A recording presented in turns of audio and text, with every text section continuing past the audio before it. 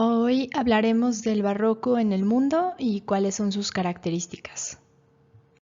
Comenzando con esta idea de dar un contexto de cuál sería el desarrollo de este siglo XVII, vamos a empezar a hablar sobre el interés sobre la exploración científica que se fue dando poco a poco resultado de de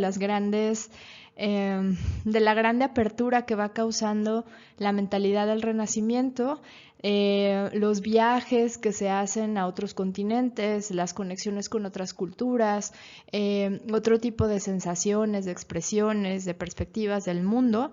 También va a empezar a verse desde la perspectiva de Francis Bacon y René Descartes. Van a establecer la idea del método científico, el cual va a dar una nueva perspectiva a todos los proyectos que se van a ir desarrollando en esta época, ¿no? Todo tiene que verse desde una forma súper meticulosa, o sea, todo se tiene que revisar, se tiene que analizar, se tiene que buscar que la información sea la correcta.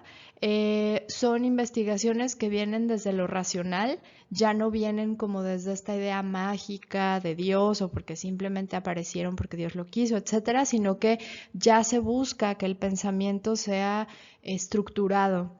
Y también desde una manera objetiva sobre el entendimiento del mundo. Esto va a implicar que se hacen como una serie de experimentos, una serie de pasos para pensar que de una hipótesis se pueda crear una tesis sobre los temas. Entonces ya no es esta desestructura medieval, sino que ya es un poco empezar a darnos cuenta que todo tiene una razón y que todo tiene un proceso, el cual se debe desarrollar y se van entendiendo las nuevas visiones del mundo bajo este lente, ¿no? Del raciocinio. Va a haber un parteaguas súper fuerte. En 1543, Nicolás Copérnico nos va a hablar por primera vez de la posibilidad de pensar de que la Tierra en realidad es la que gira alrededor del Sol, en un libro que se llama La Revolución de las Esferas Celestes. Esto va a crear todo un drama porque bajo la estructura del pensamiento medieval, la Tierra era como la única esfera celeste que existía y todos los planetas o la luna y el sol la rodeaban y no existía absolutamente nada más, ¿no? Entonces abrir la posibilidad de que somos parte de un sistema solar, somos parte de un sistema de esferas y que hay un universo gigantesco más allá, aparte de nosotros, fue algo que lo metió en problemas muy fuertes con la Santa Sede, que en esta época pues va a ser la Santa Inquisición, ¿no? Bueno, Copérnico tiene ahí sus problemas con la Santa Sede, pero al mismo tiempo Johannes Kepler va a continuar con esta teoría y va a encontrar las órbitas elípticas, que es muy fuerte porque ya las plantean desde el tiempo de Hipatia de Alejandría. Hablamos de la caída de la ciudad de Alejandría en el Imperio Bizantino. Entonces, pues varios cientos de años atrás, Hipatia ya había estado hablando de que el sistema solar no son esferas totalmente, pues eso, redondas, sino que forman parte de elipses y que estos mismos elipses dan paso a las estaciones, ¿no? Es obvio que el Sol está muchísimo más lejano de la Tierra en invierno y es por eso que hay cambios de clima dentro del planeta por la lejanía con el astro solar. Entonces esto ya se venía planteando desde hace un montonal de tiempo, solamente que Johannes Kepler termina de aterrizarlo y termina de estructurar esta teoría que dejó Hipatia de Alejandría inconclusa, por decirlo de alguna forma. Aparece también la figura de Galileo Galilei. Él va a desarrollar el telescopio como objeto, la cual pues fue una herramienta súper importante para poder observar los cuerpos celestes y que también lo va a meter en problemas con la Inquisición, por esta serie de descubrimientos, ¿no? Porque se les parecía que era algo así como súper extraterrestre. Y al mismo tiempo, Anton van Leeuwenhoek, perdón, desarrolla el microscopio. ¿no? Entonces, no solo Galileo nos abre el telescopio hacia el exterior, hacia los astros, hacia afuera, hacia el universo, sino que Antón nos va a abrir el mundo microscópico. Entonces, imagínense lo fuerte que es también eso, ¿no? Darte cuenta que no estás solo a nivel planeta y darte cuenta que no estás solo a nivel microbios. Entonces, esto también fue como un parteaguas súper fuerte a nivel científico. Ya habíamos hablado de la fuerte ruptura que hay entre la Iglesia Católica Apostólica Romana y la iglesia, esta nueva iglesia protestante que propone Martín Lutero, que cobra muchísima fuerza en los Países Bajos y también en Alemania y bueno, de alguna forma en Inglaterra con la nueva iglesia de Inglaterra de Enrique VIII. Y entonces va a suceder algo súper interesante que es el Concilio de Trento. El Concilio de Trento es una reunión que hace la Iglesia Católica Apostólica Romana para volver a reestructurar los dogmas, ¿no? ¿Qué se queda? ¿Qué se va? ¿Cuáles son las nuevas perspectivas religiosas para esta nueva etapa del siglo XVII? Hay algo súper importante que es la separación del cuerpo del alma. Desde el medievo se pensaba que el cuerpo y el alma eran una unidad y entonces cuando nosotros íbamos a renacer o a revivir en el juicio final íbamos a, digamos, a despertar cuerpo y alma como un solo objeto. Pero entonces se plantea el dogma y ahora el alma está totalmente separada del cuerpo, entonces no importa qué le pase al cuerpo, el alma siempre es algo que va a reaparecer, es como este espíritu o en muchos casos, bueno, dicen que cuando una persona muere, en este segundo bajas creo que 30 gramos, una cosa así, ¿no? Entonces mucha gente dice que esos 30 gramos son nuestra alma, no es lo que pesa, es nuestro espíritu dentro del cuerpo. Entonces de alguna forma esto va a abrir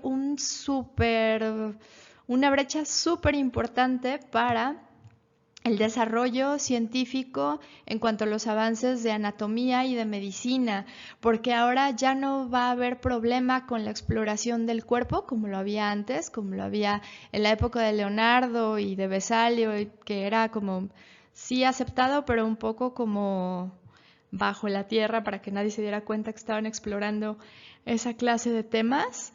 Y bueno, esto va a abrir las escuelas de medicina, se van a buscar nuevas respuestas, se va a entender la anatomía desde otro punto de vista totalmente diferente.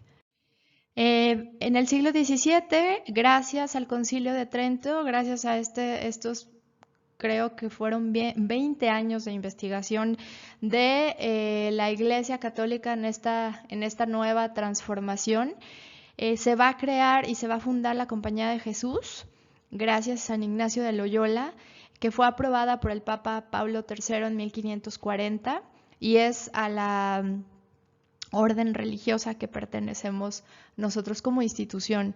Entonces es súper interesante darnos cuenta que desde el siglo XVI ya hay un parteaguas y una lucha por cambiar las perspectivas a nivel religioso.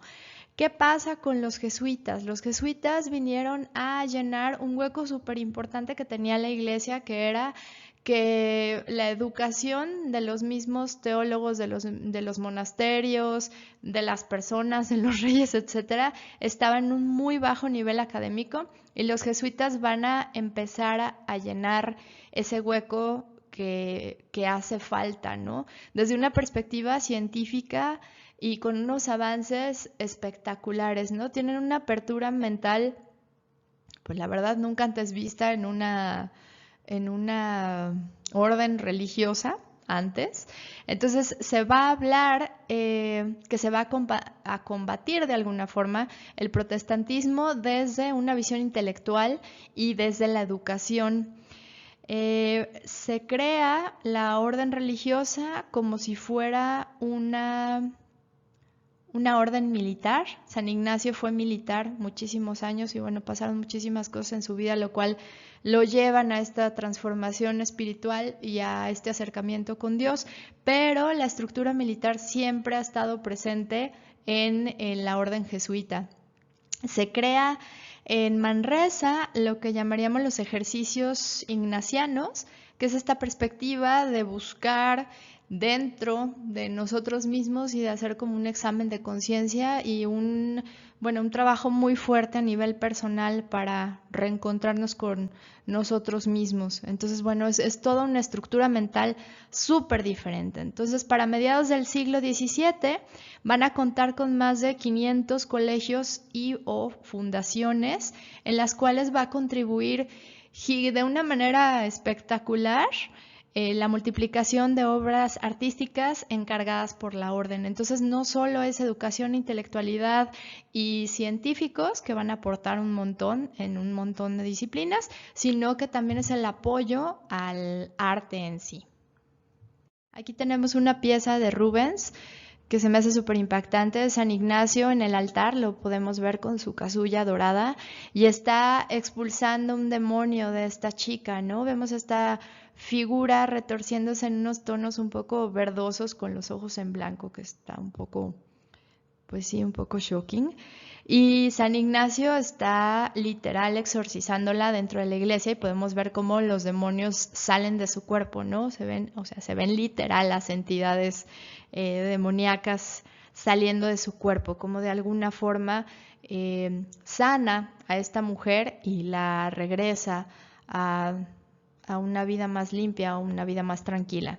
Entonces me pareció interesante que Rubens utilizara el tema de San Ignacio, sobre todo el exorcismo, con esta técnica espectacular barroca, porque está fusionando pues dos temas muy importantes. La Compañía de Jesús, que en su época fue literal lo que salvó la visión de la Iglesia Católica de la época, y Rubens, que es considerado uno de los artistas barrocos más importantes o más descriptivos de estas técnicas pictóricas nuevas.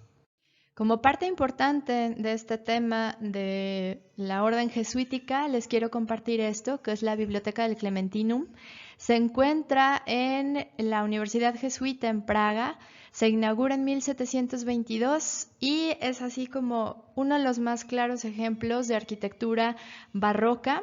Contiene más de 20,000 volúmenes de libros y es considerada una de las bibliotecas más hermosas que todavía existen en este estilo barroco, y también que todos los libros dentro son pues del siglo XVIII. Aquí vemos otra perspectiva del espacio de la biblioteca.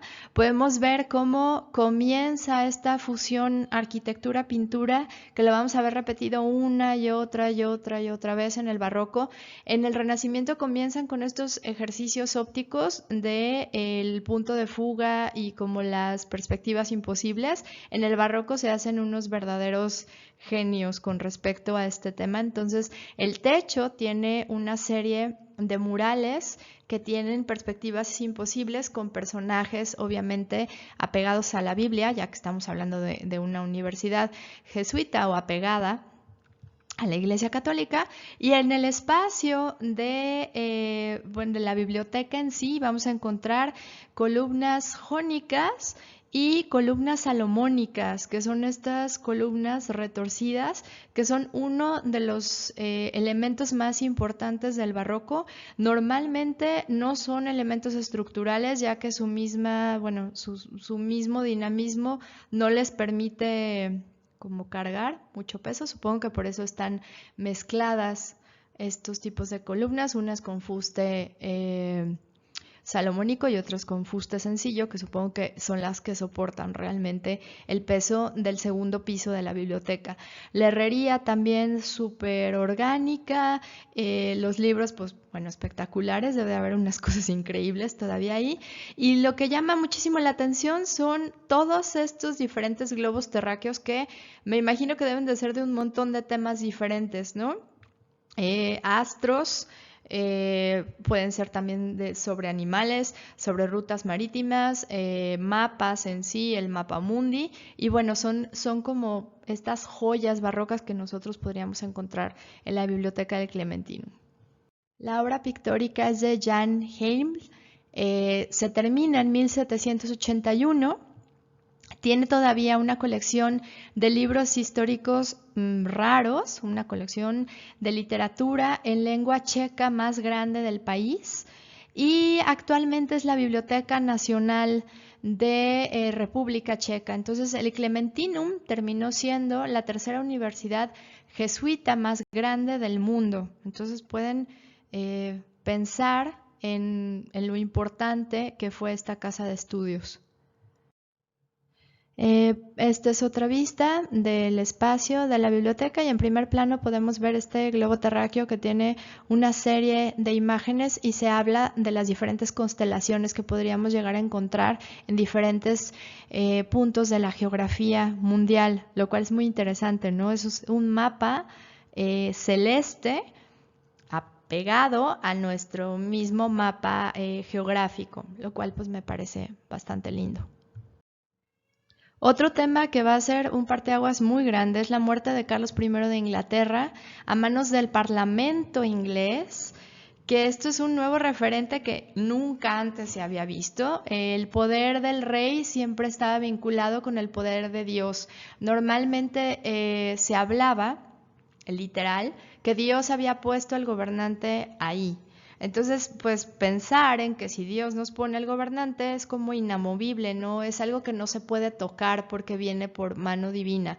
Entonces, el precedente de que gracias a esta guerra civil inglesa se logra la ejecución de un monarca implica la caída de un montón de preceptos de la sociedad con respecto a qué tan intocables son los políticos o los gobernantes. Entonces esto fue algo así sin precedente que obviamente va a dar paso posteriormente al asesinato de María Antonieta y de Luis XVI en la Revolución Francesa, ¿no? Ya hay como esta idea de, bueno, los ingleses lo hicieron, quiere decir que los reyes se pueden morir y no pasa nada, ¿no?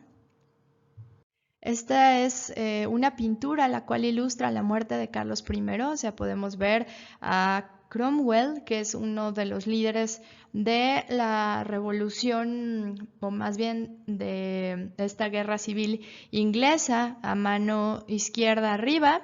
Del otro lado, del lado derecho arriba, tenemos al verdugo con la cabeza de Carlos I. Está fechado en 1649. Como pueden observar, fue una ejecución pública. O sea, imagínense matar al rey en público. O sea, no fue como, bueno, ay, ups, se murió el rey. No, es que todo Inglaterra vea que estamos asesinándolo. Entonces, bueno, fue así como algo súper shock. Y bueno, aquí podemos ver la ilustración de la época. De hecho, en primer plano se ve una mujer en el piso, no está desmayada por la escena cuando el verdugo muestra la cabeza del soberano y bueno, queda ahí como los chorros de sangre y así. Bueno, cuando hablamos de barroco, ¿qué es lo que va a pasar y en dónde se va a empezar a desarrollar? El barroco se va a generar durante el siglo XVII gracias a Roma. Y es gracias a Roma porque es gracias al Concilio de Trento que está buscando una manera de atraer nuevamente a la gente dentro de sus espacios de oración y de que la gente se dé cuenta del poder real de la iglesia. Entonces va a ser un nuevo statement total de poder, así como lo fue el Renacimiento en su época, el Barroco va a hacer retomar de alguna manera ese poder. En algunos países o en el resto del mundo puede extenderse hasta mediados del siglo XVIII. Es por eso que hablamos que el Clementinum es de 1722, que es ya hablando pues del lapso de primera mitad del siglo XVIII. Entonces, bueno, se puede extender hasta el siglo XVIII. El término barroco va a ser derivado de una palabra portuguesa que es barrú. Barrú significa perla de forma diferente o de forma extraña, la cual se va a utilizar de forma despectiva a falta de la regularidad del nuevo estilo arquitectónico. Y lo que pasa es que ellos se enamoran de las formas elípticas, se enamoran de las curvas, de los espirales, como ya lo habíamos visto en el Clementinum con estas columnas salomónicas que pues, literal es como un espiral ascendente que va creando el fuste de la columna. Entonces todos estos elementos que de alguna forma parecen extraños se le van a anexar a toda esta parafernalia que ya teníamos de los estilos grecorromanos que había absorbido de alguna forma el Renacimiento. Bueno, va a absorber formas súper dinámicas, es súper exuberante en su decoración y tiene un sentido súper escenográfico en las formas y en los volúmenes. Lo vamos a ir viendo con algunos ejemplos. Va a cobrar relevancia la modulación del espacio con preferencia con curvas cóncavas y convexas, también poniendo especial atención en juegos ópticos, como lo vimos en un primer inicio con la anamorfosis. Entonces, bueno, también va a explotar un poco la anamorfosis en esta época y también desde el punto de vista del espectador, para que sea así como lo más espectacular posible. Va a cobrar gran importancia el urbanismo, o sea, se van a empezar a plantear las grandes ciudades no solo como estos contenedores, como sería la iglesia, el palacio de gobierno, el castillo del cardenal, sino que ahora se va a ver la ciudad envuelta en este nuevo estilo y en esta nueva manera de integrar la arquitectura, el paisaje y de alguna manera hacer un continuum espacial, ¿no? O sea, generar un diseño total y una experiencia la cual sea bastante agradable. Entonces, bueno, de alguna forma esto va a elevar los ideales políticos y religiosos de la época. Una vez más vamos a ver los elementos constructivos que van a remitir a estos órdenes clásicos o a esta estructura grecorromana. Entonces no vamos a dejar de ver columnas jónicas, dóricas, corintias, toscanas, etcétera, sino que va a cambiar un poco la manera en la que utilizan este lenguaje, ¿no? Las proporciones se vuelven enormes, ya no son las proporciones tamaño hombre, sino una vez más se van a volver gigantescas y los fustes lisos van a cambiarse en algunos aspectos por estas columnas salomónicas como lo vimos en el Clementinum. Se va a introducir además el entablamento curvo, que es producto de la ondulación de las fachadas, o sea, van a dar como cierto efecto óptico de recibirte en el espacio, ¿no? De hacer como este nicho para que tú puedas ir de la calle a entrar en algún espacio diseñado en esta nueva perspectiva barroca. Bueno, los elementos decorativos van a incluir diseños basados obviamente en las curvas, los frontones curvos, partidos, vanos, óvalos, motivos vegetales, va a haber un montón, va a haber piel, va a haber cortinajes, o sea, es como súper exagerado. Se habla aquí de un mundo que es irracional, que es arbitrario, que es caprichoso, porque vamos a encontrar una serie de personajes pues que van a manipular de alguna forma la política y a sus países de una manera total, ¿no?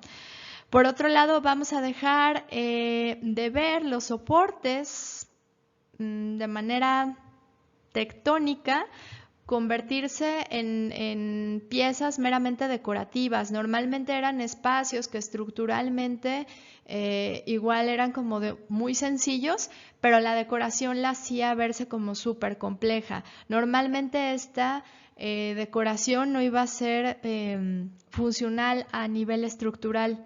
Y algo que va a ser súper importante es que toda esta visión exagerada del barroco va a ser en contra de la reforma protestante. Entonces es una manera arquitectónica, artística de reaccionar contra estas personas que están cuestionando el poder de la iglesia.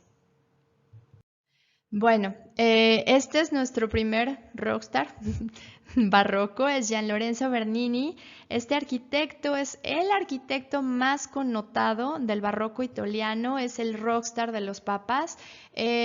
Lo descubre el cardenal Borghese y desde muy pequeñito él mantiene pues esta educación artística en la cual obviamente va creciendo y creciendo hasta generar este personaje magnífico y súper genio del barroco. Tiene una historia bastante complicada. Si tuvieron chance de ver el video que les puse con respecto a la vida de Bernini, era un hombre pues complejo, con un ego bastante grande. En un punto su amante le pone el cuerno con su propio hermano y entonces golpea al hermano hasta un grado así de dejarlo súper mal. No lo mata, pero bueno, lo deja muy mal. El hermano tiene que huir de Roma y al amante la manda desfigurar. Entonces un hombre llega a su casa y le corta la cara para que ella quede marcada, que su cara quede marcada por el resto de su vida por haberse burlado de alguna forma de Gian Lorenzo.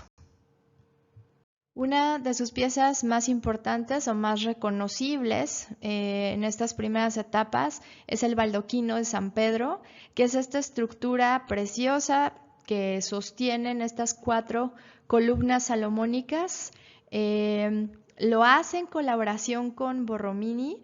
Borromini y Bernini siempre van a estar súper peleados y siempre van a tener un montonal de problemas por el tipo de personalidades que tienen los dos. Borromini es muchísimo más tranquilo, más contenido, tiene una historia también complicada, ¿no? Pero bueno, se habla que el baldoquino en realidad es una colaboración de Bernini y Borromini, pero se le atribuye el proyecto a Bernini. Diseña uno de los proyectos barrocos más importantes para la estructuración del Vaticano y es este, que es la columnata de San Pedro, que es lo que nos va a dar la bienvenida a la catedral y lo que nos va a dar esta idea de estos brazos que de alguna manera nos dan o nos cobijan dentro de esta enorme plaza del Vaticano. Aquí podemos ver claramente cómo la escala vuelve a cambiar. Estamos hablando pues de la casa de Dios, de la catedral máxima. Si se fijan, la escala humana, las personas llegan un poquito más arriba de la base de esta columna dórica. Entonces, bueno, eso es un espacio gigantesco. Va coronada con esta serie de esculturas súper lindas de santos, que son las que nos van a dar la bienvenida o las que nos van a acompañar en este espacio de la plaza principal que nos da como esta transición entre la calle, el espacio de la plaza, al interior de San Pedro. Esta es la Basílica de Santa María del Popolo, se encuentra en la Piazza del Pueblo, la Piazza del Popolo. Es una iglesia, capilla, comisionada de un inicio por Agostino Ciagni, pero perteneciente a la orden agustina desde 1250. Entonces es un espacio gótico que es intervenido de inicio por Rafael Sanzio, que genera esta transformación renacentista dentro del espacio con un diseño muy interesante que posteriormente Bernini va a intervenir.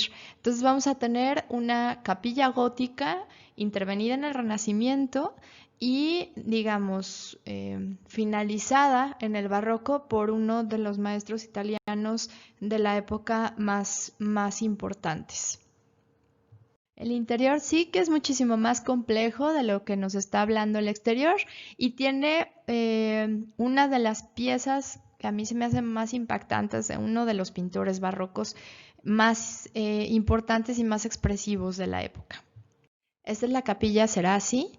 Se conservan 2 piezas de Caravaggio, que es para mí uno de los pintores más espectaculares, pues digamos de todas las épocas.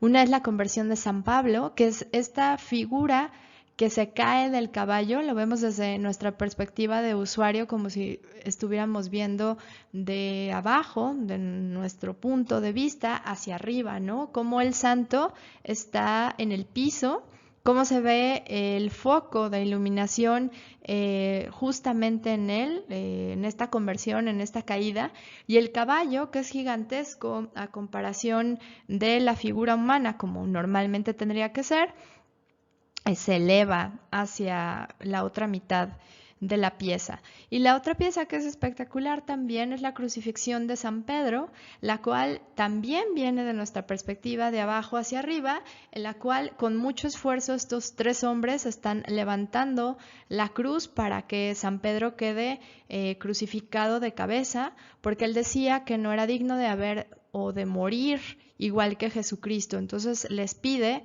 que lo hagan inverso, que hagan la cruz inversa como una señal de humildad.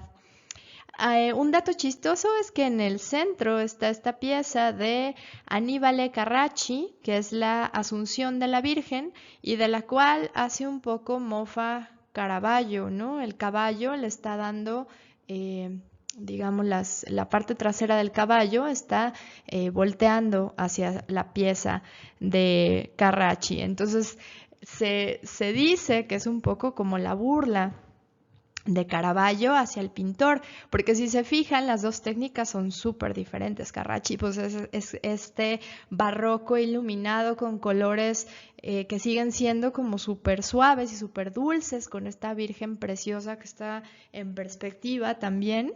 Y bueno, el Caravaggio siempre fue muy fuerte, su obra es muy... pues de alguna forma lo hacía muy cotidiana y eso lo hacía muy cercano a la gente, que era lo que le causaba un poco de shock, ¿no? Porque utilizaba casi siempre personajes de la vida cotidiana de la Roma de la época. Entonces podrías encontrarte que el panadero era San Pedro o San Pablo o la Virgen y etcétera. Y esto también hacía de alguna forma como una conexión con su pintura, con la propia vida cotidiana, de poder encontrarte estos personajes dentro de estas historias bíblicas. Este es San Andrés del Quirinal, es una iglesia construida en 1670 por Gian Lorenzo Bernini, encargado por Camillo Pamphili, que es familiar de Inocencio X y que se crea para ser el oratorio del noviciado de los jesuitas, que es considerado una de las joyas barrocas italianas más espectaculares de la época. Este es el espacio interior. Cuando hablamos de que el barroco es súper escenográfico, súper teatral, nos referimos a esto, ¿no? Fíjense en la imagen del lado izquierdo, cómo de alguna forma la escultura y la pintura se funden junto con el óculo que se conecta con la lucernaria. Entonces la luz del exterior entra por este óculo e ilumina todos estos personajes tridimensionales que a su vez están conectados con esta pieza barroca espectacular, ¿no? De una crucifixión también. Entonces es súper impactante y de alguna forma nos habla del poder pues de la imagen y de la utilización de la simbología dentro de la misma arquitectura para poder causar este efecto como pues bastante sorprendente. En la fotografía de mano derecha tenemos un detalle de la cúpula, esta textura preciosa en dorados y también cómo se filtra la luz por la lucernaria, que lo hace que sea pues de alguna manera espiritual y bastante interesante.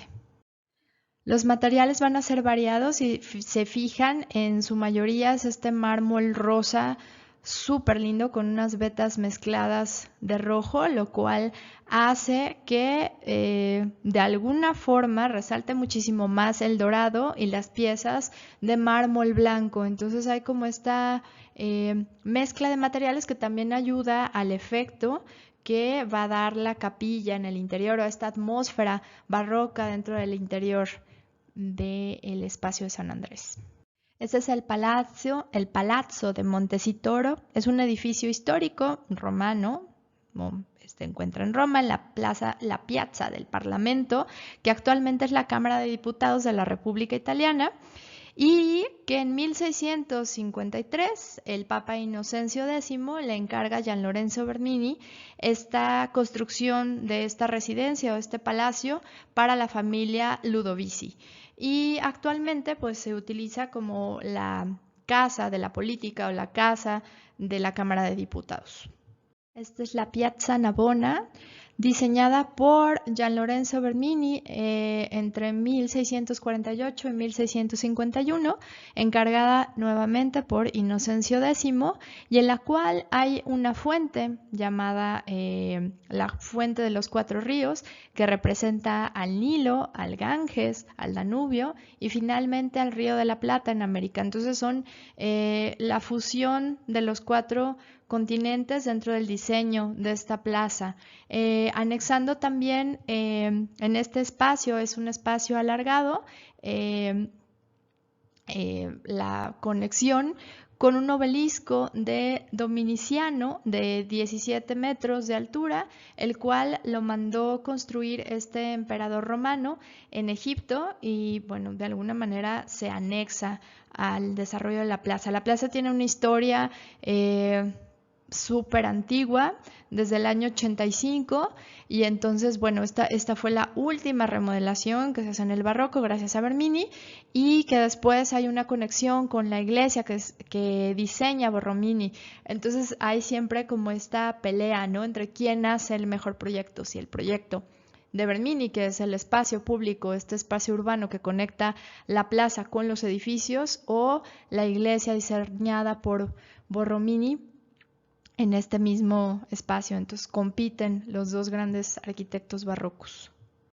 Este es otro proyecto de Bernini, es de 1600, bueno, comienza con el cardenal Flavio Chigi, que lo compra en 1661 y le encarga a Bernini pues una nueva fachada para el palacio, más ad hoc con sus necesidades, y entonces Bernini la adapta a los nuevos preceptos barrocos y de su propio lenguaje arquitectónico, y genera esta puerta principal que es como este ingreso en el medio del palacio, y hace esta intervención arquitectónica también conectada obviamente con estas piezas escultóricas que forman parte del pretil. De alguna forma repite el lenguaje que tiene en la columnata, que es el ingreso al Vaticano.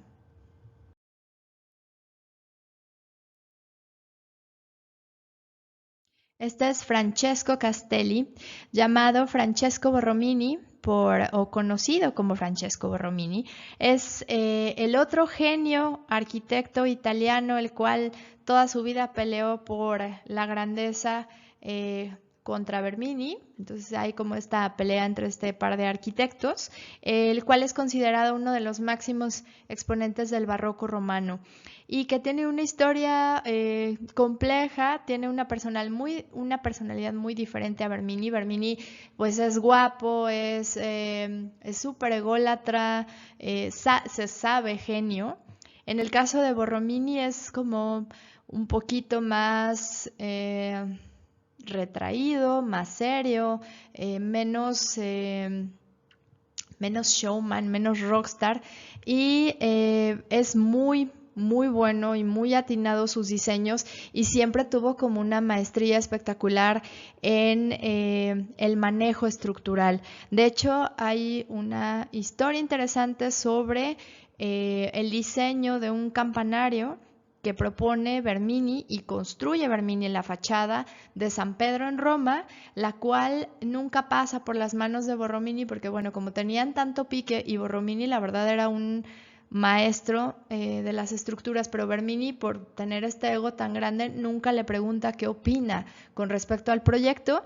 Se construye el proyecto pues porque era el consentido de los papas romanos Bernini, y resulta que a los pocos meses o a las pocas semanas comienza a agrietarse la fachada de la catedral. O sea, no solamente es demasiado el peso del campanario y es demasiado ambicioso el proyecto de Bernini, sino que comienza a dañar la fachada renacentista y todo el trabajo pues de estos grandes artistas que formaron parte de la construcción de esta catedral. Entonces, bueno, se podrán imaginar, el Papa se pone histérico, manda obviamente derrumbar el proyecto de Bernini, y Borromini de alguna manera pues queda contento, ¿no? De alguna forma logra vencer a Bernini esta vez por su gran ego y por su falta de conocimiento en las estructuras. Vamos a hacer una pequeña revisión de algunos proyectos de Borromini. Uno de los primeros fue el Palazzo Barberini en Roma. Se inicia en 1625 por Carlo Modeno y Borromini es su segundo al mando. Entonces el diseño inicia con ellos dos.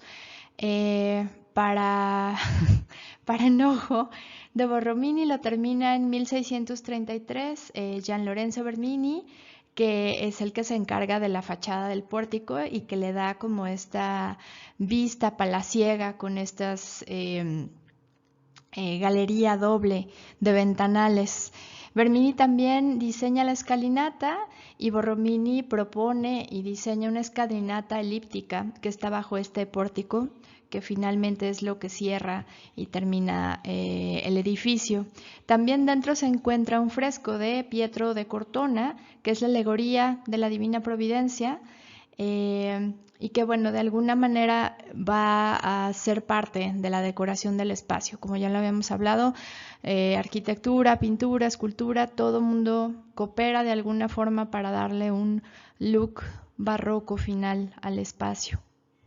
Este es el oratorio de San Felipe Neri. Entre 1637 y 1640, los hermanos de la congregación de San Felipe Neri le encargan a Borromini este proyecto de este nuevo oratorio que va a ser construido al lado de la Chiesa Nuova o la Iglesia Nueva. Entonces el diseño sí es encargado por él, sí es desarrollado por él y bueno, se puede ver aquí la mano del maestro. Borromini va a diseñar en distribución varias estancias para el oratorio, el cual obviamente incluía sacristía, biblioteca y el espacio de este oratorio dedicado a San Felipe. Este es San Carlos de las Cuatro Fuentes, es de 1641. En realidad es un proyecto que hace Borromini para los trinitarios, que era una orden la cual se dedicaba a la liberación de esclavos que fueran católicos. Y entonces, bueno, una orden religiosa que no tenía mucho dinero. Entonces, el proceso va a durar 10 años. Comienzan en 1634 y terminarían en 1644. Todo lo dirige Francesco Borromini, pero él fallece antes de lograr terminar la obra en 1667 y continúa su sobrino, que es Bernardo Borromini, el cual a partir de los dibujos del maestro, pues logra terminar esta pieza o esta obra de arte del barroco. Su diseño es bastante espectacular. Cuando hablamos de elipses y cóncavos y convexos y líneas orgánicas, yo creo que este espacio lo tiene todo, ¿no? Desde su fachada, que ya nos habla como de esta idea, de esta ondulación a manera de ingreso principal, como del interior de la iglesia. Esta es una vista del proyecto completo, en el cual pues está la iglesia, el claustro, el monasterio, todo junto, y todo es parte de la concepción de Borromini para crear este bello espacio barroco. En el área de la iglesia es muy reconocible porque tenemos esta cúpula que es una enorme elipse y que luego, digamos, en sus lados terminan haciéndose como 4 pequeñas cúpulas anexadas al espacio de la cúpula central, que es un elipse gigante. Entonces vamos a ver una imagen para que quede un poco más claro. Este es el resultado final, es esta cúpula central, que es un elipse que va acompañado de estas 4 medias esferas que van a completar el techo pues de este espacio, de esta iglesia. Me parece increíble que, leyendo con respecto al proyecto, Borromini intenta hacer una serie de trucos interesantes para bajar los costos de la construcción de este espacio, ya que era una orden religiosa que no contaba con mucho apoyo, no tenían mucho dinero para invertir en el proyecto. A mí me parece una cosa espectacular que se logra pues con un manejo de las formas increíble, con esta estética neogriega, neorromana o renacentista de alguna forma, pero bueno, mezclando con este nuevo lenguaje de los elipses y las esferas en el contexto barroco. Entonces me parece que es pues bueno, un proyecto bastante exitoso a pesar de que hubo, entre comillas, problemas por presupuesto. Este es San Ivo de la Sapiencia. La Sapiencia es, bueno, es la universidad de Roma, básicamente, ¿no? Se le llama la Sapiencia y está dedicada a la capilla Sant Ivo, que es el patrón de los abogados, por eso recibe este nombre la capilla del centro universitario. Se contrata a Borromini en 1632 para comenzar a hacer una serie de remodelaciones y de proyectos dentro de la universidad.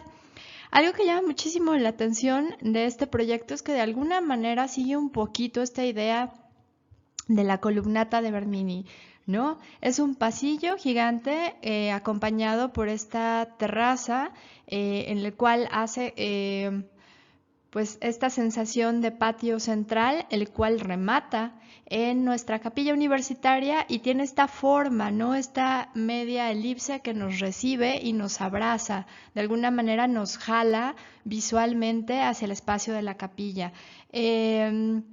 Me parece, pues no sé, me parece muy fuerte e interesante el diseño geométricamente súper rico, no se había visto ninguna cosa similar.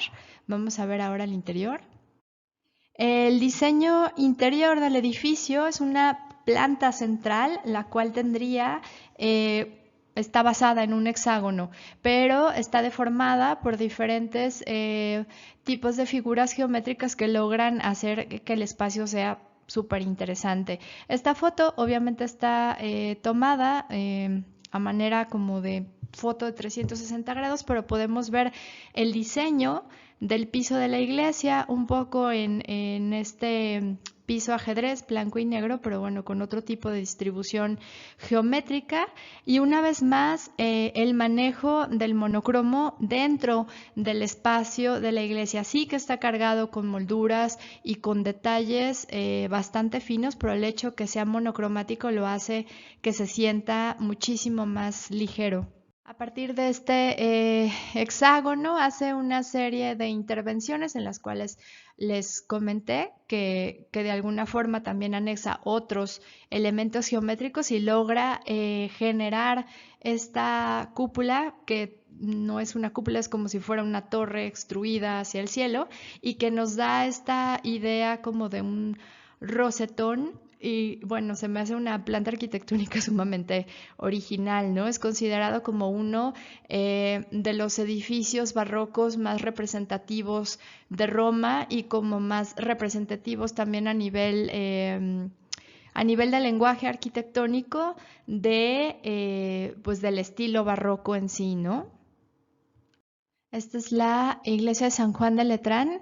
Es un proyecto que hace Borromini para la remodelación de su fachada en este nuevo estilo barroco y reconstruye totalmente el espacio en conexión con el resto, pues bueno, de la plaza, de la conexión de la calle y genera esta como terraza doble de dos niveles en las cuales genera esta idea de profundidad que va a dar una vista interesante, ¿no? O sea, el hecho de generar este mezanín y esta columnata para poder ingresar al espacio de la iglesia me parece un proyecto bastante interesante y una manera muy creativa de solucionar cambiar totalmente el estilo de una iglesia que tiene, que tiene en su interior patrimonio gótico. Entonces, bueno, estamos hablando de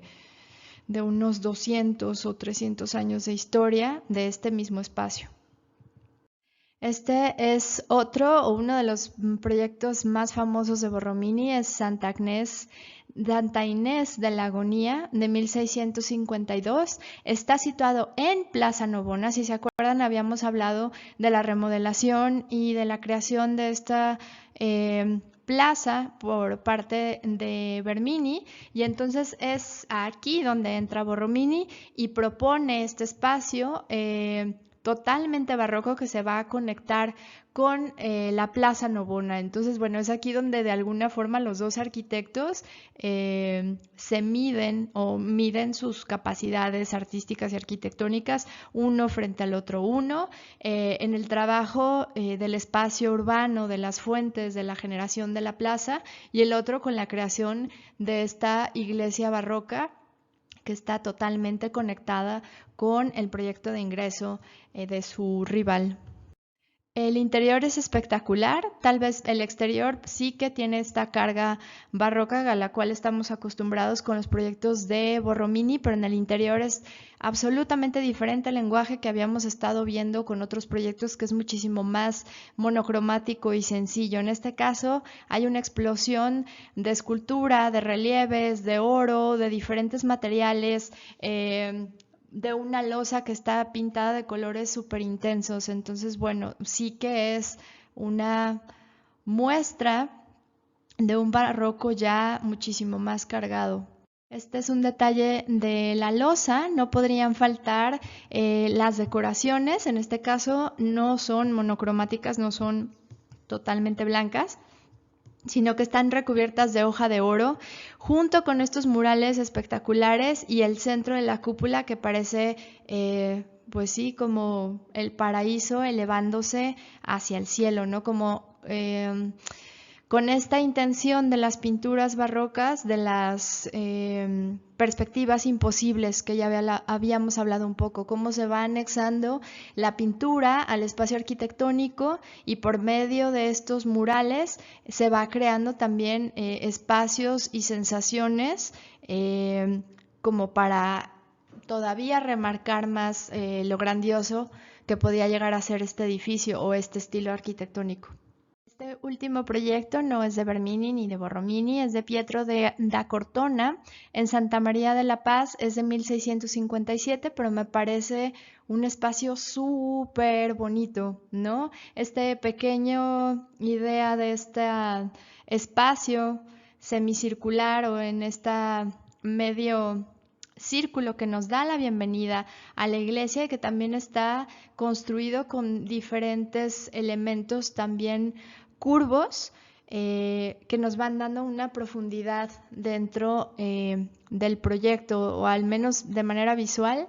Es interesante el juego de volúmenes de esta fachada. Este es Giovanni Battista Gauli. Tiene esta pintura espectacular justamente con este tipo de técnica de perspectiva imposible o perspectiva artificial. Está dentro de la bóveda de la iglesia de Jesús en Roma. El mural es de 1685 y el nombre de la pieza es El triunfo del nombre de Jesús y la caída de los condenados. Entonces este es como un gran ejemplo para entender cómo la pintura y la arquitectura se fusionan en este tipo de proyectos y generan este tipo de sensaciones o este tipo de ambientes que todavía remarcan más como esta sensación de contacto con lo divino. Este es otro ejemplo de lo mismo, es Pietro da Cortona con la glorificación del Papa Urbino VIII. Está en el cielo raso del Palacio Barberini, que es uno de los proyectos, si recordamos, un cacho es de Bernini y el otro es de Borromini, y entonces este es uno de los murales que desarrolla Cortona o da Cortona dentro del espacio del palacio, que a mí me parece también espectacular, ¿no? Estos personajes como ascendiendo al cielo en perspectiva, que se siente como que suben de alguna manera a cierta velocidad, ¿no? Es bastante dinámico.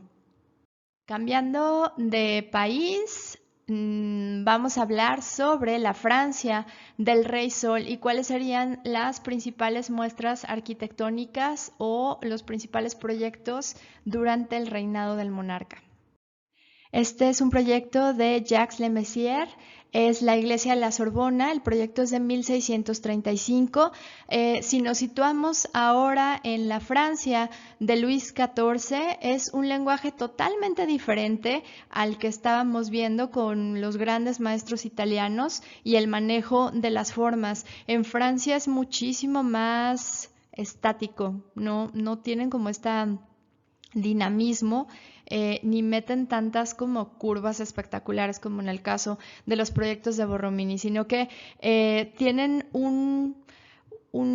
como un sello particular. Si se fijan, también los materiales cambian totalmente. Esto va a ser muy común, a pesar de que ya podemos empezar a ver que hay pues estas conexiones con el comercio, las cuales pueden traer nuevos productos y servicios, los cuales se pueden utilizar dentro del proyecto arquitectónico. Todavía muchas de las obras siguen utilizando materiales endémicos, entonces se puede notar, bueno, el cambio de la piedra, en este caso es una piedra amarilla, no se trata de los mármoles italianos, que obviamente en este país pues hay bastante material con que trabajar.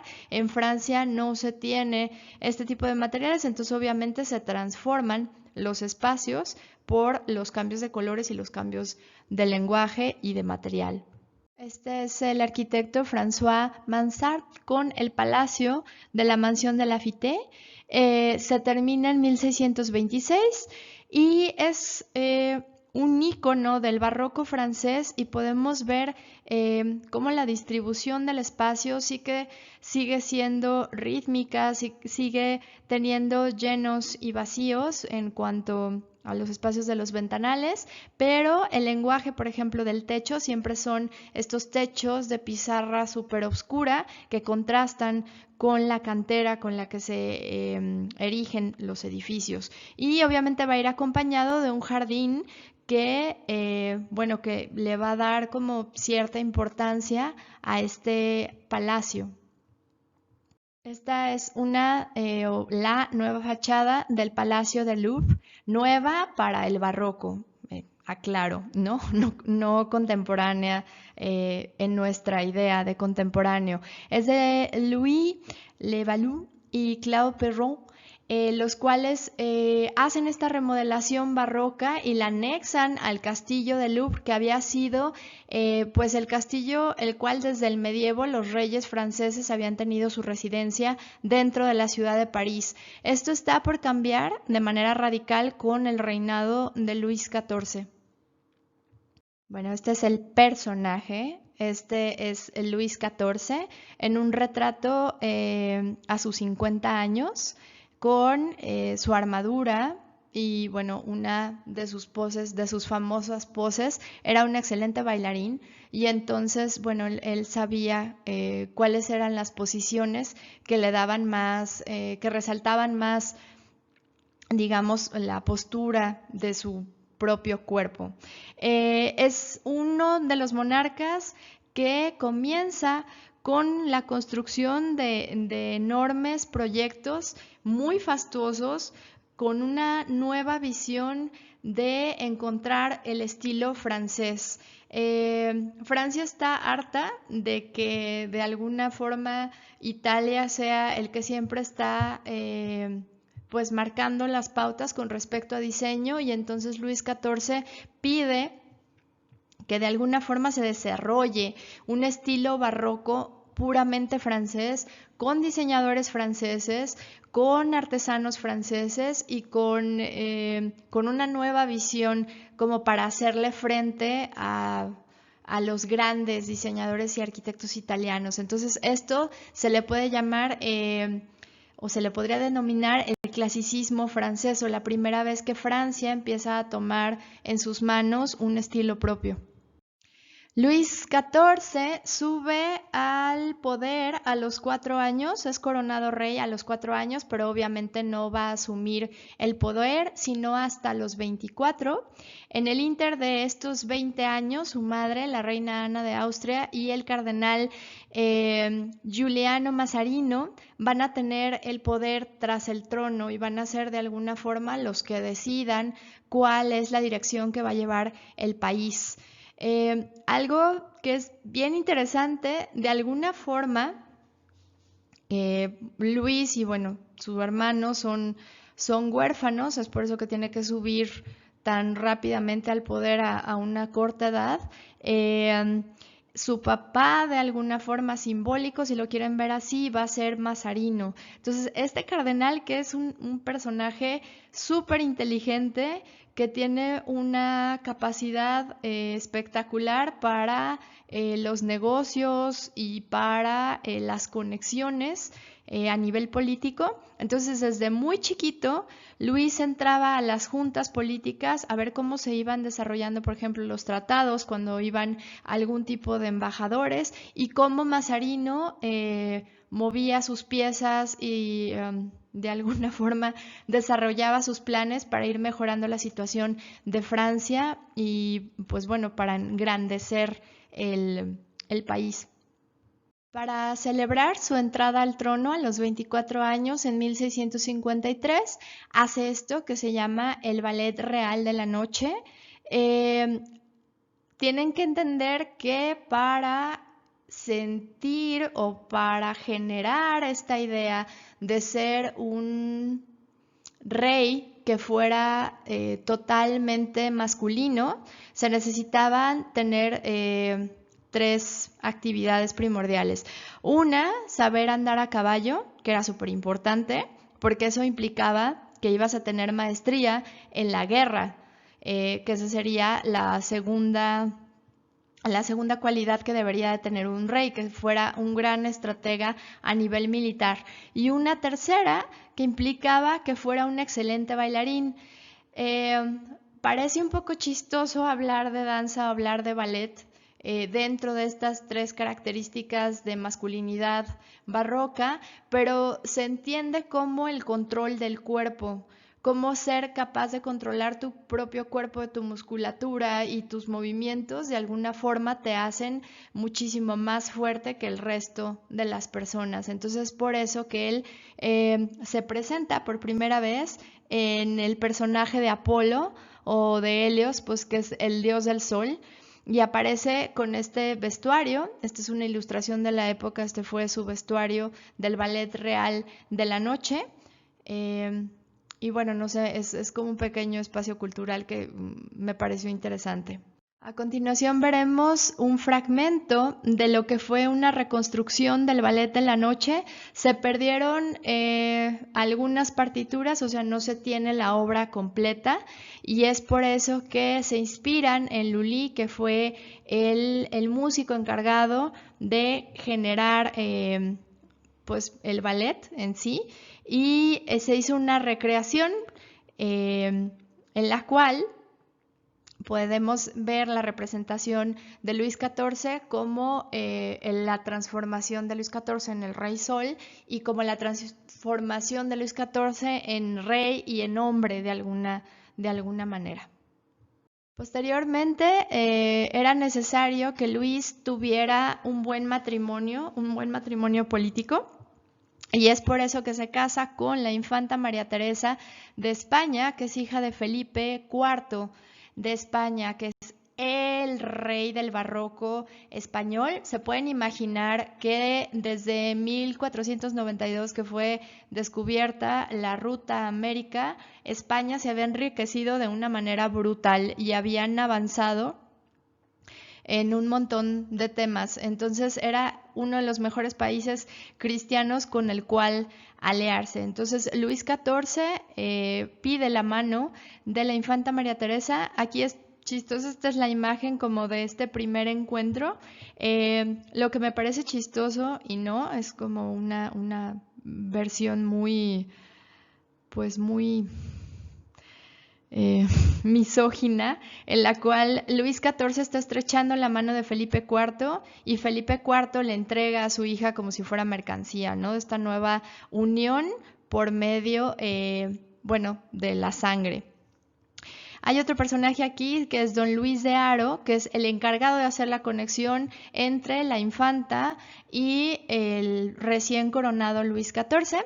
También del lado izquierdo tenemos al cardenal Mazarino y a la madre de Luis, Ana de Austria, sí muy pegados a la escena, pero en un segundo plano. Y en un primer plano está Felipe de Orleans, que es el hermano de Luis XIV y que es un personaje bastante interesante en la corte del Rey Sol.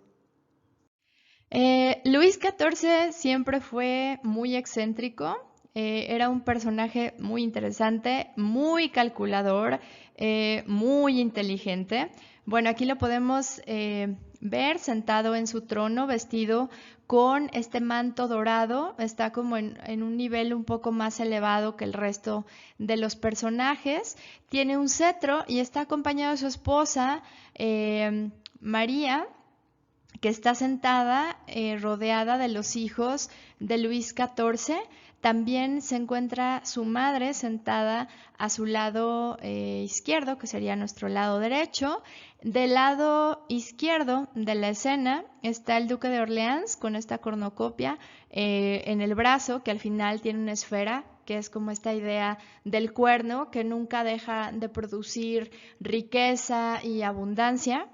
Y bueno, también está la esposa del duque de Orleans, que es una princesa alemana, con la cual, bueno, Luis quedó absolutamente enamorado de su cuñada y entonces su mamá se preocupó muchísimo y comenzó a meter a una serie de chicas guapísimas a la corte para que fueran las damas de compañía de su esposa y entonces poder distraer a Luis pues de querer de alguna manera conquistar a su cuñada y evitar como problemas, pues problemas familiares bastante fuertes, ¿no? La escena también está acompañada de una serie de chicas. Era muy común en la Francia de la época e incluso desde el medievo ya estaba el puesto formal administrativo de amante del rey. Entonces, bueno, en el caso de Luis XIV tuvo varias chicas, las cuales fueron pues sus favoritas y con las cuales, bueno, vivió romances como súper interesantes. Desgraciadamente, su esposa María pues simplemente era como una acompañante política.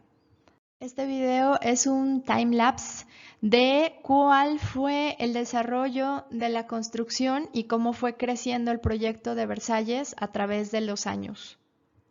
El Palacio de Versalles de inicio era una pequeña casa de vacaciones o un pequeño palacio para cacería, el cual era pues bastante sencillo. El entorno en el cual estaba situado el palacio era súper pantanoso, lleno de bosques, pero bueno, era un espacio bastante difícil para diseñar. Luis se enamora del espacio de este pequeño palacio y decide migrar toda la corte a esta nueva sede lejos de París. No es raro pensar que lo haga, tuvo un trauma muy fuerte cuando era niño. Lo sacan de su cama en la noche cuando estaba todavía muy chavito, tenía como 7, 8 años. Una serie de nobles que estaban como en contra de su reinado y bueno, hubo ahí como una pelea. Él quedó como súper asustado porque pues obviamente temía por su vida porque cualquier persona podía de la calle en París podía entrar si se lo proponía realmente al castillo de Louvre. Entonces la manera en la cual él encuentra poner tierra entre sus súbditos y él o entre la ciudad de París y él para sentirse muchísimo más protegido y para poder llevar como una vida más libre y de alguna forma más sana. París en esa época seguramente era un espacio súper sucio y súper desagradable. Entonces aquí crea su proyecto ideal de palacio.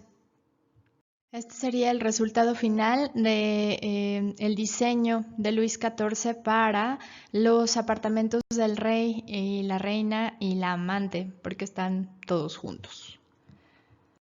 Esta es la Galería de los Espejos. Se encuentra dentro del Palacio de Versalles y es considerado uno de los ejemplos más refinados y más espectaculares del barroco francés de la época. era un espacio en el cual tú tenías que cruzar para poder encontrarte con el rey. Entonces, de alguna manera podrías maravillarte con esta galería infinita, llena de espejos, llena de luz, llena pues de esculturas, con unas pinturas espectaculares y bueno, era como una gran bienvenida para darte cuenta quién era el rey Luis XIV. Esta es la habitación de Luis XIV. Es interesante ver que se encuentra esta pequeña reja o esta pequeña división en el espacio, y lo que pasa es que solamente los muy cercanos al rey podían pasar esta pequeña barda, y estaban sentados o dispuestos una serie de asientos en orden de importancia del personaje. Entonces podías sentarte y cuidar del rey durante toda la noche. Si él tenía alguna molestia o quería un vaso de agua o necesitaba cualquier cosa, así podía tenerte instantáneamente ahí. Entonces, bueno, este es un ejemplo de cómo funcionaba la corte de Luis. En realidad, Luis nunca estaba solo. Este es otro detalle de uno de los espacios del palacio. Como pueden ver, llama la atención esta escultura de Luis XIV vestido como emperador romano, pero anexando, bueno, su peluca del siglo XVII, que es como muy típica de la moda cortesana de la época. Podemos ver los diferentes tipos de mármoles de colores, podemos ver esta cornisa llena de oro labrada y muchos elementos supercargados que van a formar parte del mobiliario y la decoración de estos espacios. Luis XIV es otro obsesionado del diseño del paisaje. Es así como él plantea su supremacía, digamos, casi divina, a través de la remodelación de la naturaleza, ¿no? En Versalles es un símbolo de poder súper fuerte. Las fuentes, los jardines y todo lo que acompañan al diseño del paisaje del palacio. El palacio en sí es espectacular en su interior, pero en el exterior los jardines forman así como parte del proyecto más fuerte de Luis, que está obsesionado con, pues eso, con la manipulación de la naturaleza. Aquí podemos ver un ejemplo de estos jardines con un estanque central, con una serie de macetones con árboles frutales. No aparece aquí, probablemente no es época de floración o de frutos, pero todo Versalles está lleno de naranjos. Luis está así obsesionado con el aroma de los azares y le encanta el aroma naranja. Entonces, bueno, va a ser como un elemento súper importante para los jardines del palacio. Y obviamente los setos recortados en formas geométricas, el pasto perfectamente recortado, también con estos pues bueno, con estos pequeños pasajes o pequeños caminos bastante orgánicos, los cuales pues forman parte de este gran diseño del espacio del jardín. Toda la visión, por ejemplo, esta es una de las perspectivas desde el palacio hacia los jardines. Entonces podemos ver en este primer plano una fuente gigantesca lleno de esculturas preciosas que bueno, que de alguna forma hablan de la antigüedad. Siguen siendo estos personajes mitológicos, Diana Cazadora o Neptuno o Dafne o toda esta serie de personajes de la mitología griega y en algunos casos de la mitología romana. Después sigue más adelante un predio rectangular en el cual se encuentra un pasto perfectamente cortado, y al fondo veríamos lo que es el estanque principal del Palacio de Versalles, acompañado del bosque que lo rodea. Este estanque era capaz de representar batallas navales dentro del estanque. Entonces pueden imaginar el tamaño y que tiene una profundidad considerable. En un día normal, pues bueno, había como lanchitas y los nobles podían dar vueltas por ahí, pero cuando había fiesta o cuando el rey se le antojaba, también había representaciones de batallas marítimas con cañones y con fuegos artificiales y con un montón de cosas, ¿no? Entonces también era un espacio donde había como muchas actividades bastante excéntricas. Esta es una maqueta. Podemos darnos cuenta de la magnitud del proyecto. Es gigantesco y está acompañado de un montón de edificios y de un montón de jardines y espacios intervenidos, ¿no? Donde vas también encontrando algunas construcciones interesantes que también después se fueron anexando al proyecto bueno, en proyectos de reyes posteriores a Luis XIV. Normalmente van acompañados de una serie de flores de colores endémicas de la época. Entonces, bueno, es normal encontrarnos en verano con este tipo de paisajes llenos de colorido.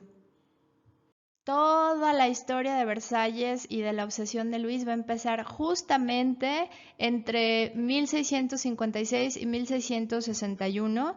Resulta que Luis XIV lo invita su ministro de Finanzas, que es Nicolas Fouquet, a su palacio. Esta es una ilustración o un grabado de la época del Palacio de Fouquet.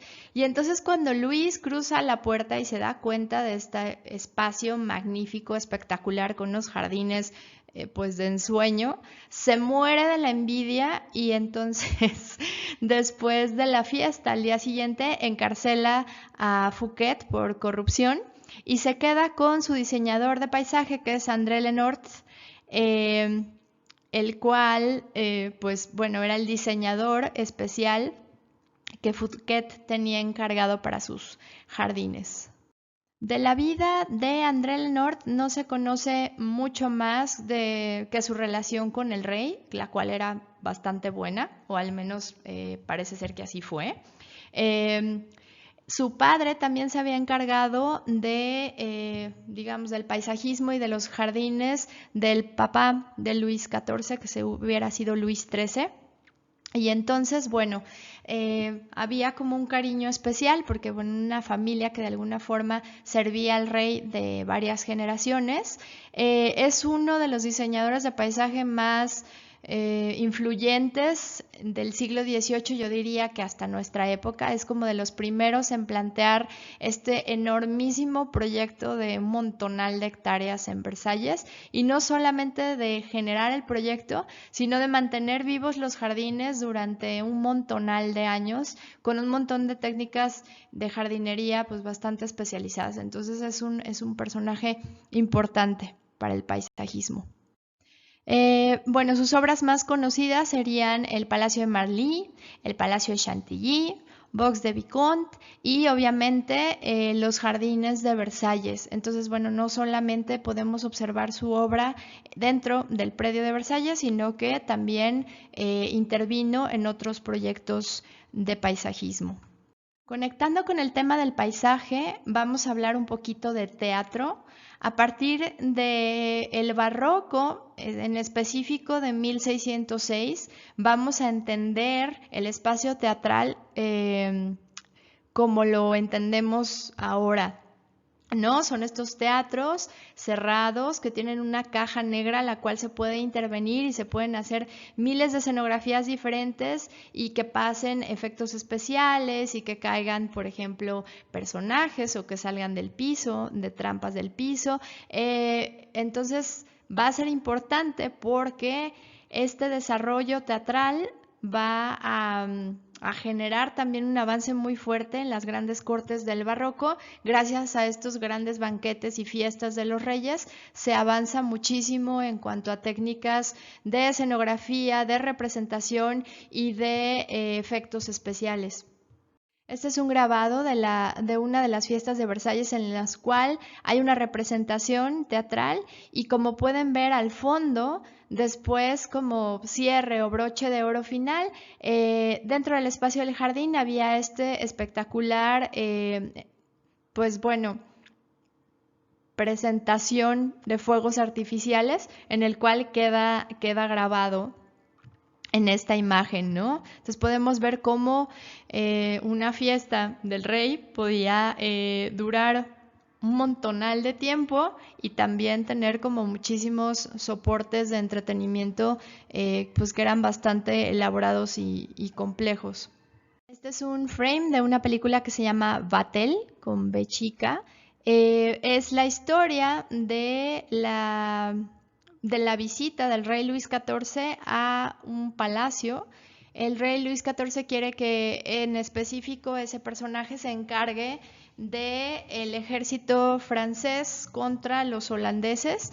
Entonces el príncipe, que es bueno, el dueño de este castillo, tiene un diseñador espectacular, que es una historia verídica. Era el cocinero, termina siendo el cocinero de Luis XIV.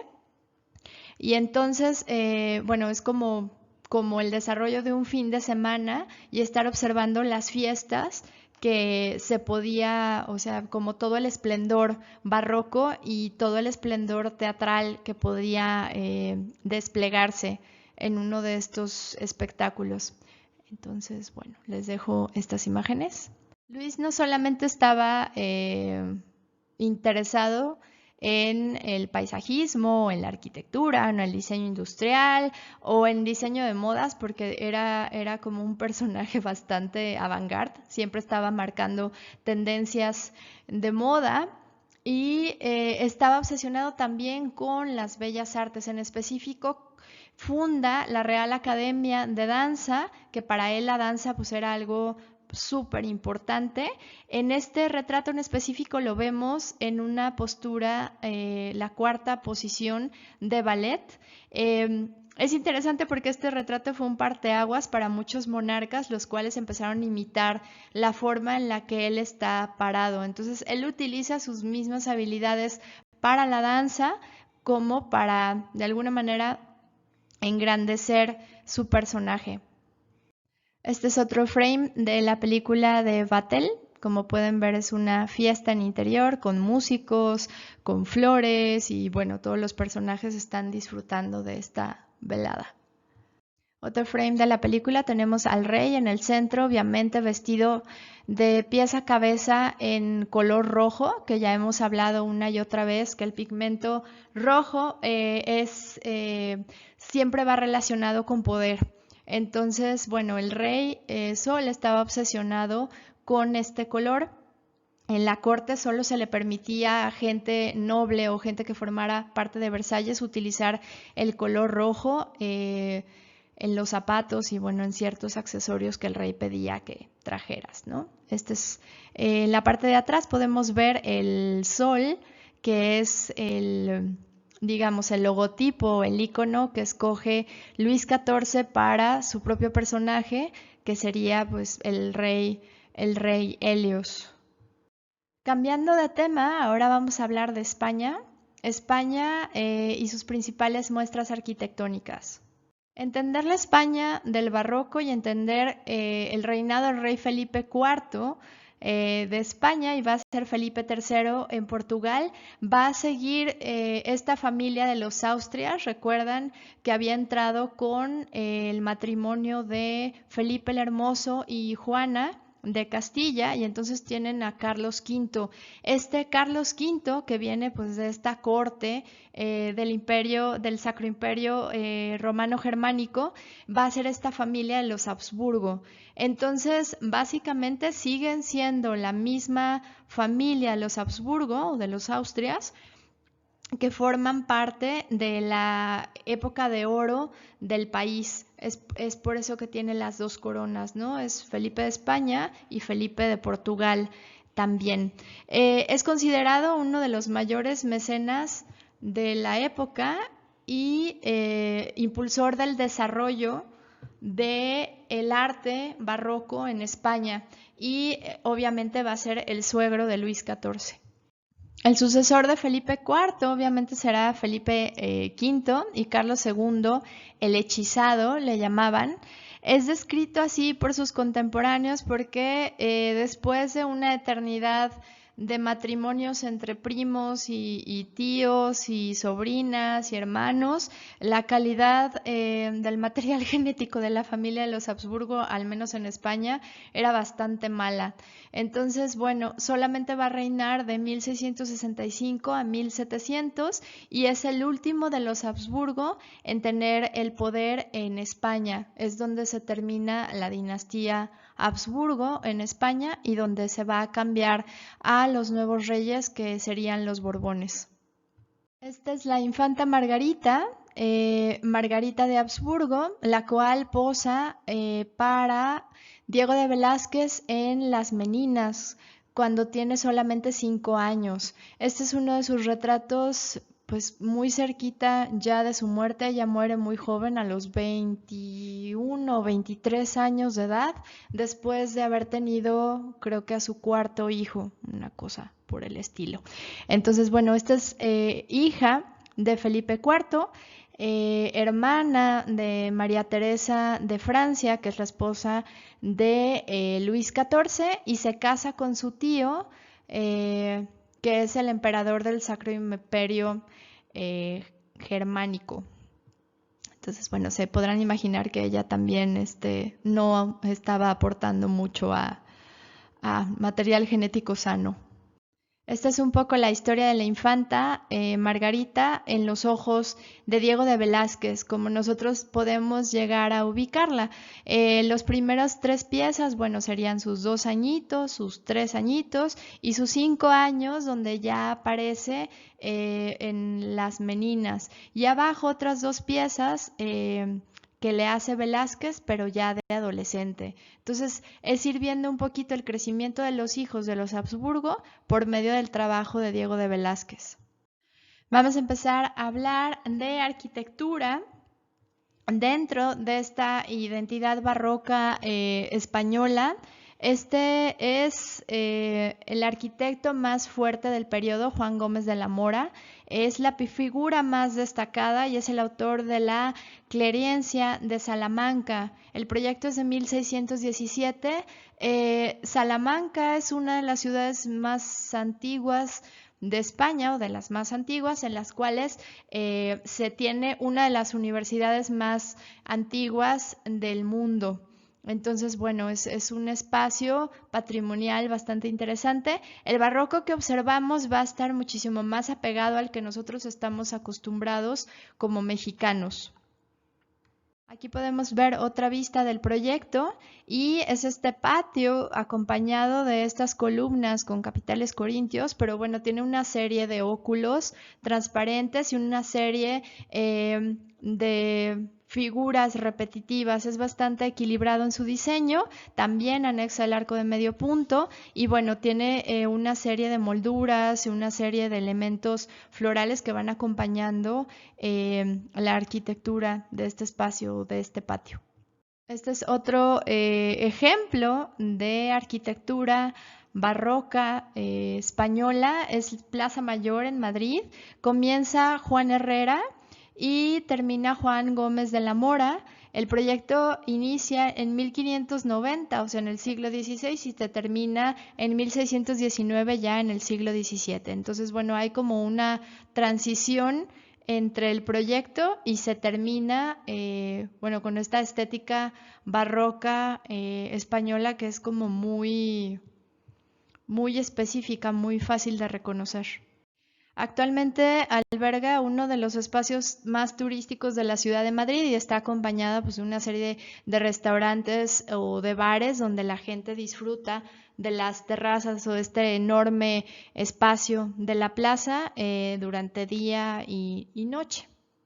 Bueno, Felipe IV va a encargarle a este arquitecto, Alonso Carbonell, que va a ser autor del proyecto del Palacio del Buen Retiro, que es este espacio gigantesco. El lenguaje es muy similar a Plaza Mayor, tiene como estas características madrileñas.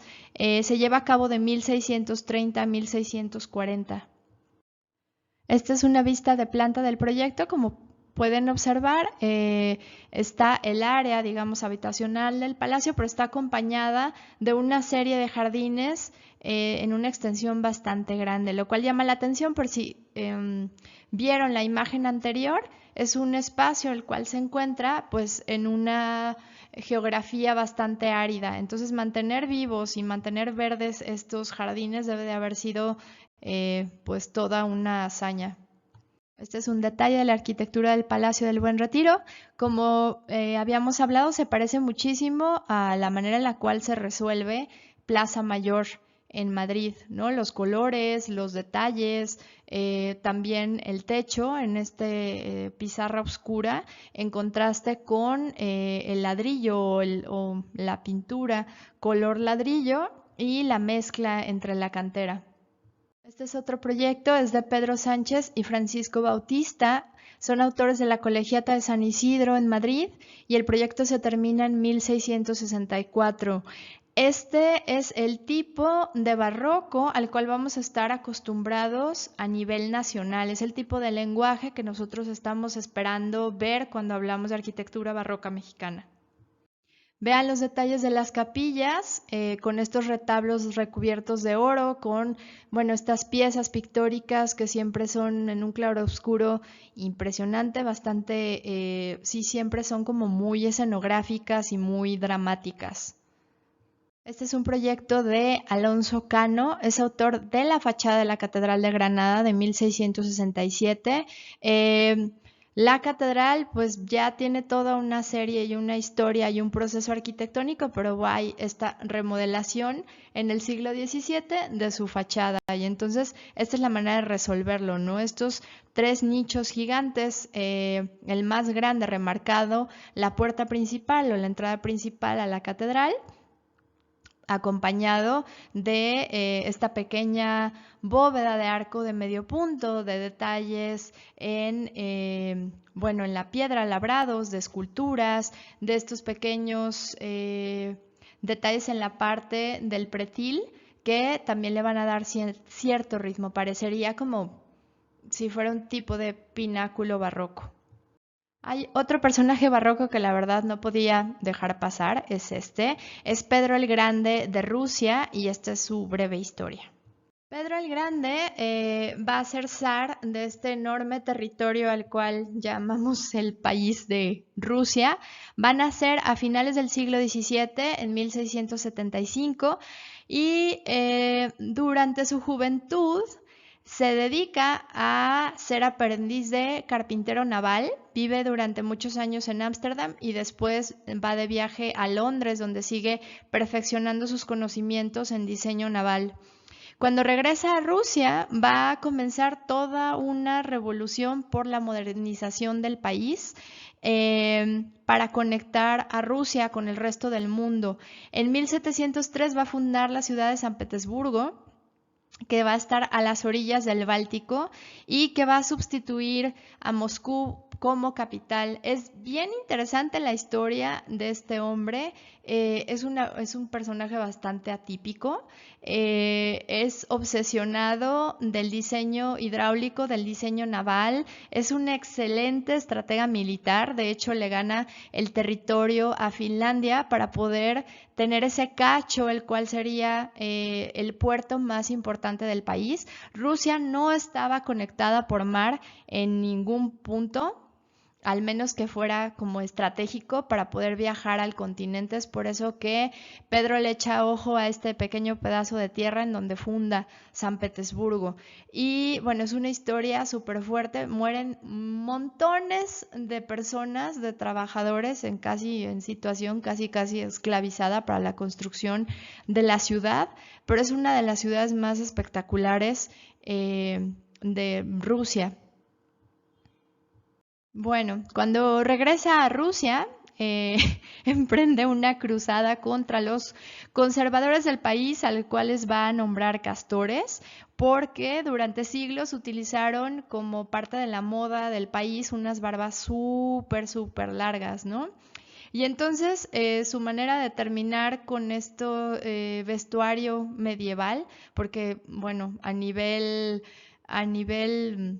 muchos niveles Rusia estaba tan atrasado que estaba casi comparado con un país del siglo XIV, XV.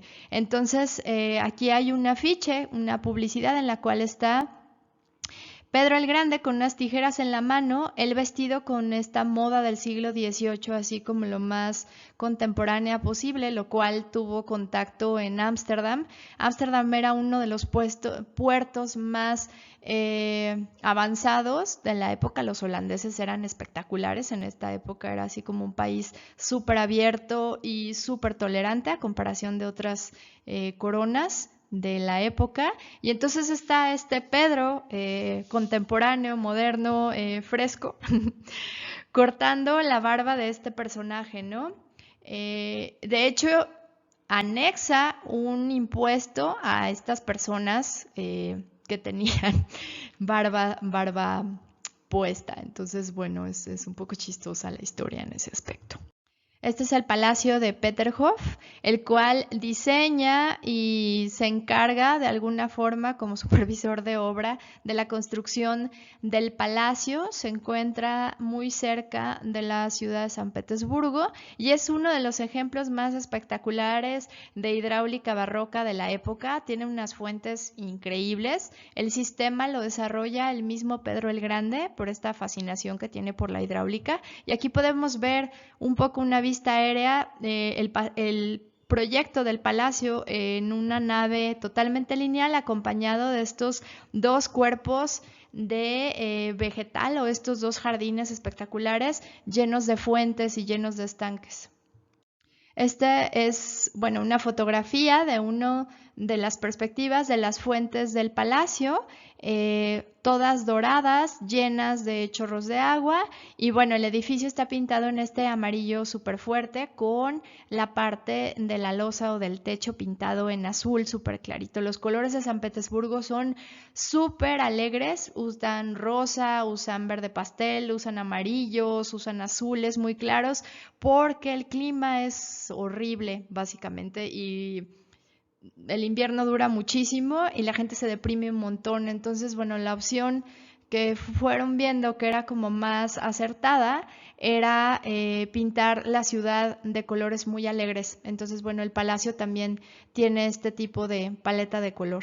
Este es un ejemplo de una de las estancias del palacio, de una de las escaleras. Pueden ver las molduras doradas, estas anexión como de cariátides o de ángeles que forman parte de la decoración de la columna. Si se fijan, no están cargando, tienen columnas estructurales en la espalda de estos personajes, pero bueno, sí que está cargado una serie de molduras y una serie de decoraciones que hacen muchísimo contraste con los muros blancos. Este es otro ejemplo. Como pueden ver, motivos florales, estas musas totalmente doradas, la herrería súper cargada y bueno, un espacio bastante contrastado entre el blanco de los muros y los elementos decorativos en un dorado bastante intenso. Esta es otra de las estancias del palacio, mismos colores, pero esta vez acompañado con un azul acuamarina un poco fuerte que hace un contraste interesante y un piso espectacularmente pulido que parece casi como si fuera un estanque. Otro salón del palacio, probablemente pues el salón de baile o para grandes eventos, acompañado de este mural espectacular en la parte de arriba y pues bueno, está muy linda la modulación con esta doble ventanal que permite que se filtre la luz de una manera bastante agradable. Este es un detalle de la capilla del interior del palacio. A continuación vamos a hablar de tipos de barroco y cuáles son sus características. El primer estilo que vamos a hablar es el barroco churrigueresco. El estilo churrigueresco es una etapa, así como un estilo arquitectónico en España, el cual termina aterrizando en la Nueva España o en los nuevos territorios americanos conquistados por los españoles. El término churrigueresco viene de los hermanos Churriguera, que es un clan de arquitectos barrocos cuya obra se va a caracterizar por ser increíblemente recargados. Normalmente se entiende como espacio churrigueresco aquella arquitectura que posee este marcado movimiento que es exageradísimo en su decoración. Algo que se va a notar un montón también es la mezcla con la manufactura indígena, la cual hace que el estilo churrigueresco en la Nueva España sea tan espectacular, porque gracias a la mano de obra indígena se transmite un poco también de la cultura prehispánica a este sello religioso. Entonces se hacen unas mezclas bastante interesantes. Normalmente lo vamos a ver a partir del siglo XVIII en la Nueva España, en específico en México. Y bueno, vamos a ver que se inspira el arquitecto en este estilo ultrabarroco, Lorenzo Rodríguez, cuya obra maestra va a ser el Sagrario Metropolitano de la Ciudad de México. Otro de los estilos es el barroco salomónico, del cual ya habíamos hecho algunos comentarios. La columna salomónica comienza en una basa que termina en un capitel que normalmente es como corintio en realidad, y es una columna helicoidal la cual da 6 vueltas. Normalmente va a estar decorada con hojas de parra y motivos vegetales, los cuales van a ir adosados a la estructura original de donde se ponga, normalmente en los retablos. Casi nunca son elementos constructivos. Vimos un ejemplo en el Clementinum en Praga, que hablábamos de esta biblioteca espectacular jesuita. Y vimos también el baldoquino en San Pedro, diseñado por Bernini Borromini en colaboración en este estilo. Creo que esos serían como de los pocos ejemplos en los cuales parece ser que la columna salomónica sí que está cargando el peso estructural, pero como en este ejemplo está adosada al muro y en realidad es un elemento decorativo. Finalmente, el estilo estípite. El estípite está inspirado, esta columna, en de alguna forma las proporciones humanas, como podemos ver en el diagrama, ¿no? Del lado izquierdo del diagrama vemos la columna en su forma original, y del lado derecho vemos anexado una cabeza, un cuello, unos brazos, incluso como las piernas y un poco la curvatura de los pies y los talones. Entonces se supone que el módulo está inspirado en un tipo atlas o una cariátide, pero transformada en este elemento geométrico. Bueno, ¿a qué le vamos a llamar nuestro barroco novohispano? Es un movimiento artístico que va a aparecer en México a finales del siglo XVI y que aproximadamente va a durar hasta mediados del siglo XVIII. La palabra viene de esta palabra portuguesa, barrueco, que significa impuno, abigarrado, extravagante, osado. El ejemplo más impactante de arte novohispano se encuentra en la arquitectura religiosa, en específico en nuestra propia arquitectura mexicana. Parte de estos personajes maravillosos del barroco tenemos a Juana Inés de Asbaje Ramírez de Santillana, alias Sor Juana Inés de la Cruz. Es una religiosa, es poeta, activista, escritora novohispana de la Orden de las Jerónimas, que es uno de los personajes latinoamericanos más importantes, orgullosamente mexicana.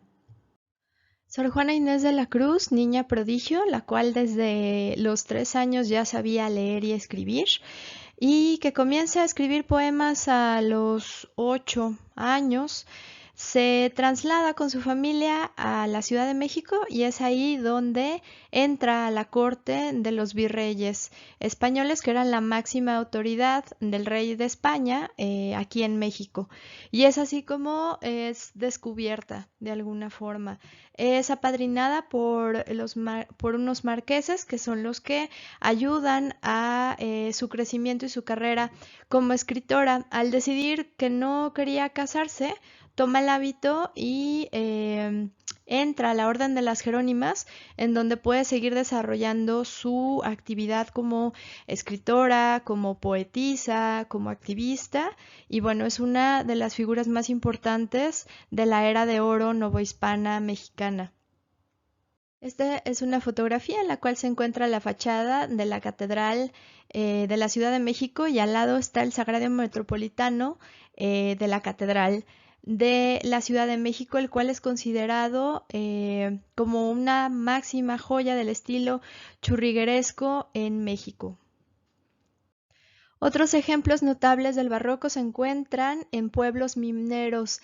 Normalmente es porque son ciudades que obviamente cuentan con el material o la hoja de oro para poder recubrir los edificios, y también con un poder económico importante para la construcción de los proyectos. Entonces, uno de esos ejemplos es el Santuario de Ocotlán, que se comienza en 1745, que es una catedral barroca de primer orden con una superficie cubierta de baldosas o de cerámica roja muy brillante, que contrastan con sus ornamentos de yeso en el exterior, que son en blanco. Y bueno, es un proyecto súper bonito. También Puebla es otra capital súper importante del barroco nacional, y tiene obviamente una manufactura indígena bastante marcada. Este es el Santuario de Ocotlán en Tlaxcala, y como ya les había mencionado, la mezcla entre su cerámica roja en el exterior y el yeso o el estuco de los elementos en blanco la hacen pues ser un proyecto súper original y unos colores fuera de serie pues, para la estética barroca del país.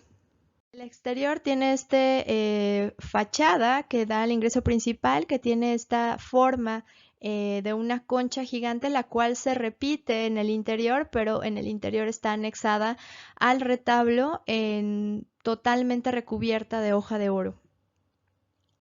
Otro ejemplo súper importante poblano es la iglesia de Santa María Tonantzintla, el cual tiene una manufactura indígena súper marcada, y podemos ver cómo desde el exterior ya nos habla de este lenguaje mezclado entre, bueno, lo que es la intención barroca española, pero es la manufactura indígena de alguna forma mezclada con esta identidad prehispánica. Por dentro es espectacularmente recargada. Esto sería como un ultra barroco extremo churrigueresco. En sus muros hay muchísimos detalles, hay ángeles, hay flores, hay frutos, hay bueno, molduras de todo tipo, algunas recubiertas de hoja de oro y otras pintadas a mano en colores súper intensos.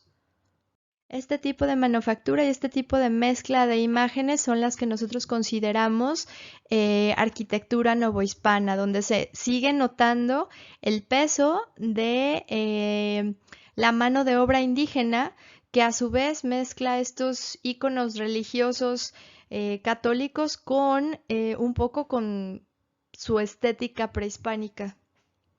Aquí les muestro un ejemplo. En la parte de arriba a la izquierda es la manufactura de Tonantzintla, en donde se puede ver, bueno, un angelito y unas máscaras como de leones y, bueno, flores y rostros.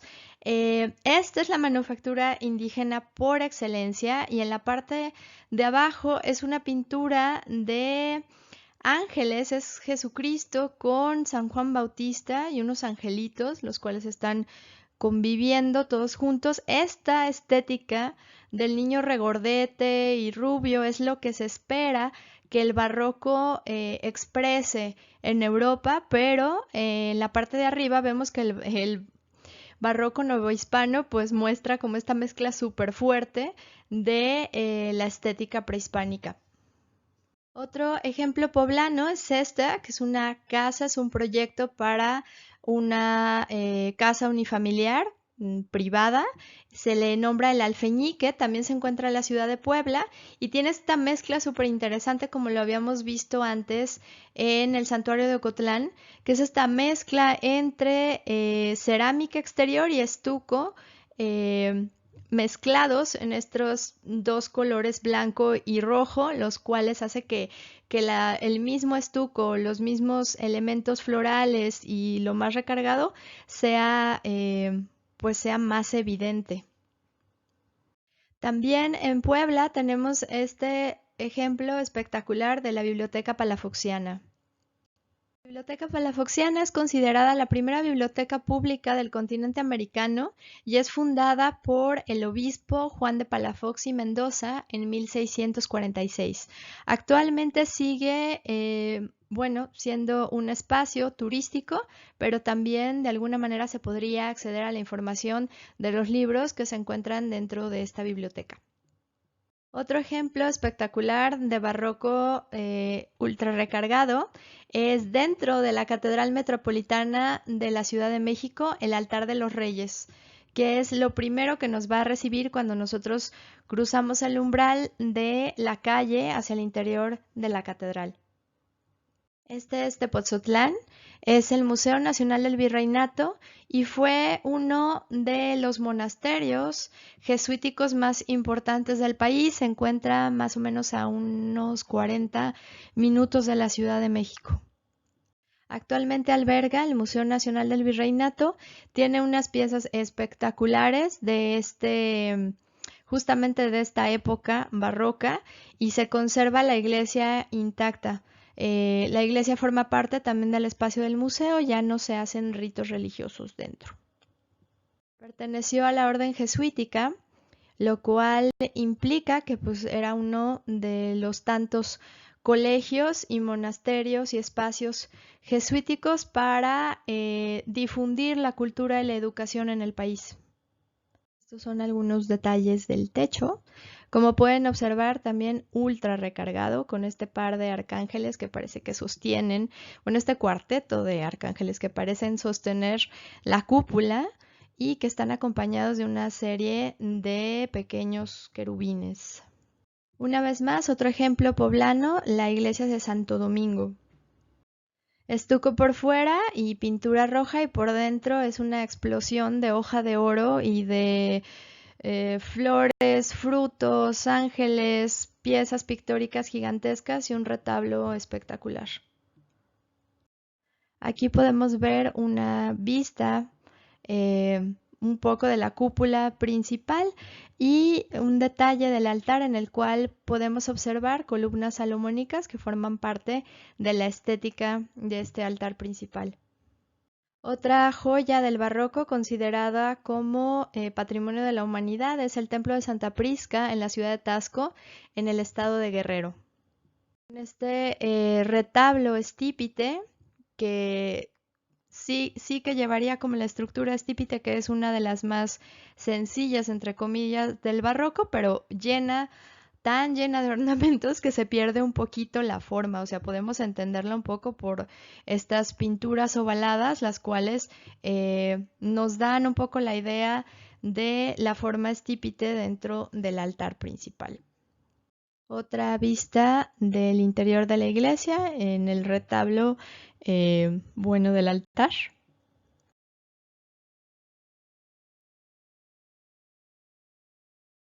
Esta es la iglesia de Santo Domingo en Oaxaca. El exterior puede que no sea tan interesante o tan recargado como otros proyectos que hemos visto en el país, pero el interior es espectacular. También lleno de estuco y recubierto de hoja de oro, el ingreso nos plantea el árbol genealógico de la familia de Jesucristo y es lo que va a ser como la conexión de los descendientes de Jesucristo, y al fondo el retablo principal totalmente cubierto en oro, acompañado pues de todas estas figuras y flores y ángeles y santos que van a decorar y van a formar parte de la tectónica del edificio. Este es un detalle del altar principal. Este es un detalle del árbol genealógico que se encuentra al ingreso de la iglesia. Esta es el templo santuario de Nuestra Señora de Aranzazú, aquí en Guadalajara. Aranzazu es una palabra vasca que se refiere a entre espinas. Entonces es Nuestra Señora entre espinas. Es una pequeña iglesia, casi pasa desapercibida por ser bastante sencilla en su exterior. Es muy pequeña y está literalmente sobre la calle de 16 de septiembre. Con las renovaciones del centro histórico pasa un poquito desapercibida, pero sí que vale la pena darse una vuelta y visitarla. El interior es ultra barroco, es muy pequeñita, es muy detallada y vale la pena observarle todos los detalles, sobre todo del trabajo de madera y de hoja de oro que contienen sus muros y obviamente su retablo principal. Este es un detalle de uno de los retablos laterales, como pueden observar, tiene estilo estípite, pero pues bastante recargado, es como estípite churrigueresco. Y este es uno de los detalles de los ángeles que acompañan a todos los personajes del retablo.